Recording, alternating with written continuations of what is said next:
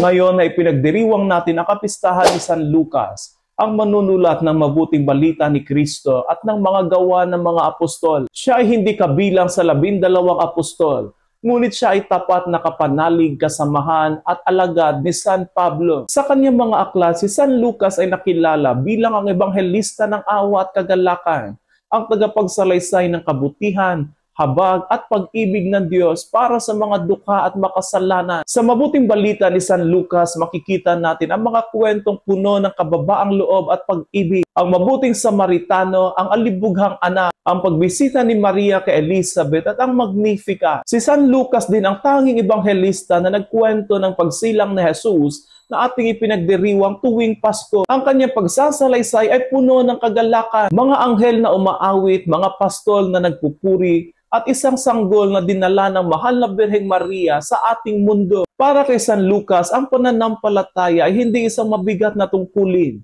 kundi masayang tugon sa kabutihan ng Diyos. Kaya tinatawag siyang manunulat ng kagalakan, sapagkat para sa kanya ang pananampalataya ay buhay na puno ng pag-asa. Sa mga sulat ni San Pablo, binanggit niya si San Lucas bilang ang minamahal na manggagamot. Bilang doktor, siya ay nag-alay ng kanyang talino at propesyon sa paglilingkod sa mabuting balita. Kung tutuusin, ang propesyon ni San Lucas bilang manggagamot ay larawan ng kanyang misyon bilang ebanghelista. Ginamit niya ang gamot ng mabuting balita upang pagalingin ang sugatang puso ng sangkatauhan. At tulad na Jesus na tinawag upang pagalingin hindi lamang ang mga maisakit kundi ang mga makasalanan, gayon din ang kanyang ginampanang papel.